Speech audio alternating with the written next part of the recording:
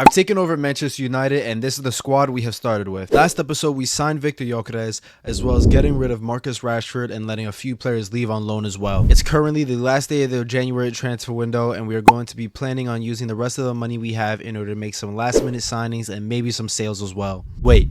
Please like the video and subscribe to the channel as it helps a great amount. The lineup right now is the best starting lineup that I think we would have with the players in the club, and I think the only issue would be that Ahmed, Mainu, and Yoro are a little low rated, so them developing and really coming into their roles would be extremely important for the squad. But when it comes to this left mid position, obviously Malacia is there. I think Malacia is still a player to be had. I feel like he won't get the chance as of now because we are going to be bringing in left backs, but he's definitely a player that can stay in the bench. A lot of people are saying sell, but you got to realize he was coming off of a major injury to the point where he probably lost a lot of confidence, because you don't want to go through that again. Him being out for like 2 years or something, or like a season and a half, it will do something to your mental. And for the reason why I don't have a shot at that spot is I think I want to move him on as we can get a little bit of more money, and he's at an age where if he goes any worse, then he will just lose value. So I think him allowing us to bring in players with a sale will most likely make sense. Now with this cam position, yes, Ahmed in real life is doing really well. However, if we look at the squad developments, it will take a lot of time until he becomes the player that we actually want. I don't know why I'm messing up here, but if we go to the development plan and then we find Mainu, so we go here, right mid, it'll take, look at that, 18 weeks just for this wide playmaker. If we do cam, everything is going to take long. So I think for our reasons, we will be giving him a lot of minutes, but getting a player who can slot into that second 10 position is a huge priority for us, along with getting a reliable center back that we can put in the starting 11 and also give Euros just slow minutes, as well as increasing the quality and the depth position. That way we can actually have a good rotation and not be scared of not having certain players on the pitch like Martinez or De Ligt. And then when it comes to this midfield spot, yes, we have Ugarte and Mainu, but we do have players on the bench. We'll use Ericsson until the end we can. We have Mount. We'll be definitely using Collier in certain games to try to get him good development. Casemiro will most likely move on because we have enough midfielders in order to properly rotate the squad. The first player coming in to help reinforce our attack will be Matheus Cunha. We've seen him. He's been incredible. He had a great showcase against Man United in the season this year, or last year technically, but he's just a great player going forward. He's been one of the standout players and one of the only standout players at Wolves, alongside Aït-Nouri and a couple other players. But you can see he is really the heart and soul of that team. So he will be coming in and he will be playing for Manchester United. As you can see, we have 30 million left, so that means we need to sell a couple players in order to bring in quality players or make do with what we have. This player has been heavily linked to Man United to help sort of be, as you can see, it only costs 4 million euros. Now the idea of signing Cunha came from this person right here. He commented with a bunch of other players as well, and I actually want to see how much one of those players will cost, because it will be great addition to strengthen our defense. So to sign Ousmane Diomande, it looks like it would be 33 million with a release clause of around 70 million. It will be hard to push them down, but it is a possibility. But with how much money we have left, some big players will have to go. So Luke Shaw is the first player leaving the club. As you can see, he is walking out. I think we got him for, or we sold him for about 36 million euros and to Newcastle. I didn't want to give him to a Prem team. However, wow, we got scammed. But it was the only league or team with leagues that was teams that was offering for us, and we needed to get him out, so he's gonna have to go. In addition to Luke Shaw, Casemiro is also leaving, and I believe that was for around 25 million euros against a rival. But I think Casemiro won't strengthen them, especially in FIFA, so we are good. Now we have a budget of 82 million, but the issue is that the center back position, we do have enough quality to sort of like it not be a problem compared to the left back position. And with Dorgu coming in, he's not a solution, but he is a player for the long run to hopefully develop. So do we go with a center back or a left back? It looks like we chose left back, as our new player is Bournemouth's own young left back, Milos Kekeres. I picked him because he was very good going forward. He even has the crossing or whip pass playstyle or whip cross playstyle. So he will be a danger and putting in balls into the box, which is great because we have Gyökeres and Højlund who will be making those runs. So I wanted to put a little more money just so like we didn't get hit with no FIFA BS, but we are bringing him into the club. This leaves us with 48 million. So hopefully we can talk with Diomande and we will be able to sign him. So as you can see, he's listed as an exciting prospect and he's 33 million. Let's see what we can afford and if we can shake them down any further. We'll start with 39 million. Let's see what they're thinking. They want Cunha and 12 million. We're going to counter that. We'll remove the exchange player. We'll go up to 42. That leaves us enough for wages, and it looks like they accept. Hopefully now with the wages he will accept it, because as you can see he's only at 12,000. So if we give him something, a good amount, we should be good. We want you for 4 years. We want a nice long contract. No release clause. Love to see that. Now if we give him, should be fine with 70, and then we'll give him 200,000 just to keep him happy. There we go. Perfect. So now we got all our players into the club. So now that we brought these 4 players in, we'll change the lineups and see what we're looking like. So this is most likely what our squad will be looking like. I will be making Carquez. Honestly, we could go to a 5-back and like have him not be out of position, but I think I'll just take the L and then move him to the left mid position. So 38 weeks, honestly, he won't grow for that quick. It will take us 38 weeks to get him to left mid position, which means that is about a year. But honestly, I think it's worth for the long run. So we weren't able to send Dorgu on loan, so it will become interesting. So honestly, he will be our second choice, or maybe third. He'll be our third because Malacia is technically better, but he's not out of position, so we'll see with that.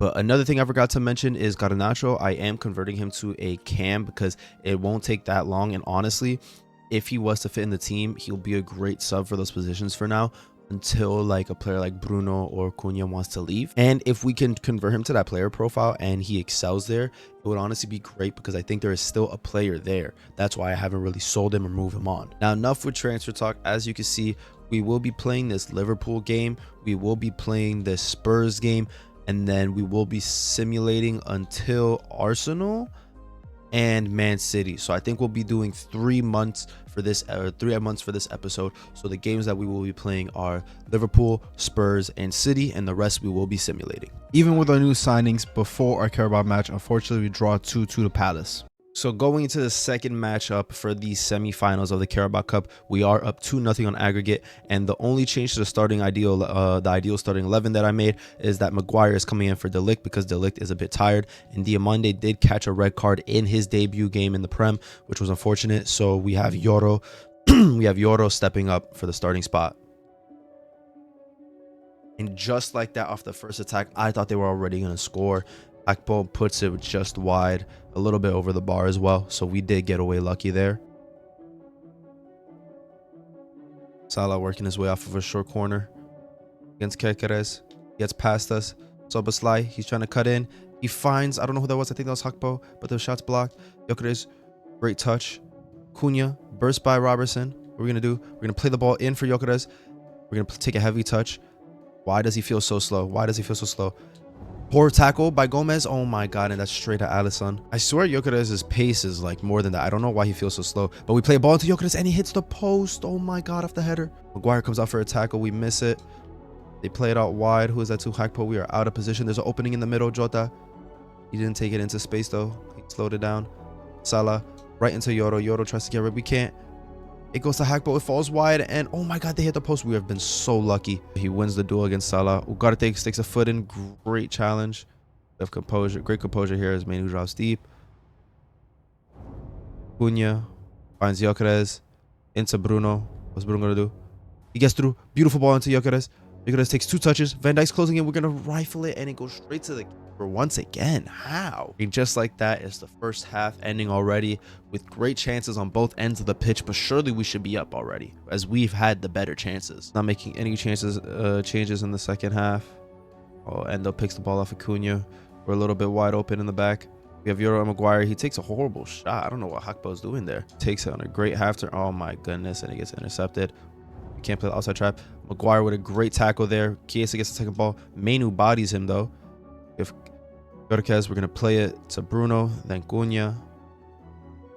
Martinez coming up a lot. We have a great attack forming here. Gyökeres, Cunha.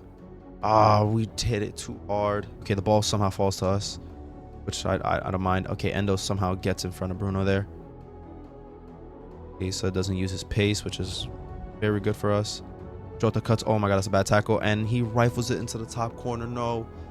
Can't let them tie it. We have a triple substitution coming on, as you can see. So that triple substitution was Collier, I believe, Garnacho, and then Dalot. So we're replacing midfielder. I believe it was Ugarte, and then Garnacho for Kerkez, and then Dalot for Lisandro, and then we just swapped Yoro and Lisandro and Dalot on center backs. They put the ball over the top. Dalot cuts off Diogo. Lovely. We just need to get it out of our side. Let it Collier. Okay, he won the battle. Lovely. See if we can get it to Bruno. No, why did it register all the way up there? They have a lot of bodies up in a dangerous position. This is bad. Lala plays it back to Chiesa. What's he going to do? Mainu's on him. Onana claims it. And just like that, we move on to the finals of the Carabao Cup. It seems like we do have a glimmer of hope after all. An unfortunate result, however, all that matters is we are moving on and we held our own. So now, as you can see, we are going against Tottenham, a team in real life that is doing as bad as us and underwhelming based on the stature of the club and the players they have. However, in our simulation, they are 8th place, so they're doing way better than us. Son's through. We got to be careful him cutting in here. Martinez gets in front of the shot. Great. What? How was that a penalty? How we just conceded the penalty there? What just happened? Okay. So we step up. He kicks us after we get a successful challenge on the ball. Can Onana make a save? Oh my god, we guessed right, and I guessed before he even went. And we don't get the save. Why was he leaning to the right when the whole time I did left? Oh, wow. What an unfortunate way to concede. I'm mad. Played out wide to Garnacho. Can we get a back post cross to Højlund? We do. He dive a header. It's saved, but it falls to Ahmed, and we equalize. Let's get the ball. Great move there. A little bit of luck, but that was great attacking play. Substitutes coming on. Great dink. Højlund's alone. Dives hits it straight to Foster, but Ahmed's there. Just like that, another draw. While we unfortunately start off the episode with 2 draws, we managed to turn it around as we beat Everton 2-0, and we also beat Ipswich 2-1. However, what I forgot to mention is that we qualify for Europa League. With me forgetting about the Europa League and us moving to the Carabao Cup finals, I think we will change the games that we played. So we've played the game against Liverpool. We've played against the game against Tottenham. I think we'll play the game against the Europa League and Carabao, and then we will sim that City game in the rest of the month to see how it goes. Our signings must be working well because, as you can see, another simulated game, another win. So this is the team that we're going to be using to try our best to get past Roma in the Europa League. Let's see how we do. So it looks like, as you can see with all the United kits, we are at home. So this is the perfect place to win and advanced into the next stages of the Europa League. Unfortunately, the gameplay will be a bit laggy, so I'm just going to commentate. As you can see, Gyökeres plays a beautiful through ball to Cunha, who finds the space behind Gyökeres to make it 1-0. However, Salamakers, he's working the ball right after kickoff. Pellegrini shot is blocked by De Ligt. Salamakers follows up. He drifts wide and then cuts it across goal with a beautiful finish. But Bruno lifts the ball over. Gyökeres takes a beautiful touch, near post finish, rifles it. What a goal. Once again, back and forth game. Dubvik, what is he going to do? He plays it to Pellegrini. Pellegrini, edge of the box, right past Onana to tie it up. Now, in the second half, they're working the ball around. Dubvik, he does a beautiful spin to make it past our defender. Last attack of the game, what can we do? We need to take it to extra time. Mainu found a beautiful ball to Bruno, which now gives Gyökeres a lot of space. What are we going to do? We're going to turn past one. We're going to try to blast through, but we cannot, and that will be the end of the game. So the only way that I think we will keep the job, because we don't got any mods here, is winning or placing in the Champions League spot. So we need top 4, and this being our last tournament, being the Carabao Cup, it looks like we need to win this and then hopefully have a late surge in the Prem. Start our counter here. Find Cunha. Gyökeres making a wide run, takes a pass, just rifle it. Oh my god, great shot power. That is what we needed as we take the lead first. Oh, perfect for Kerkez, and then I forgot who else I brought. I think it was Yoro for De Ligt. Dorgu making an impact already. Bruno, I see Højlund making the run. Oh, but that goes to Dorgu. Okay. Can Dorgu make impact? He stops, finds Højlund. on the right foot. Instant impact from the youngster. We couldn't get him on loan. I'm happy. Surely that confirms our victory. Højlund subbing in, and his first move leads to a goal. Great play by Bruno. Look at El Capitan Bruno coming in last to lift the trophy. He lifting it with Onana, lifting it on his own. 1, 2, 3.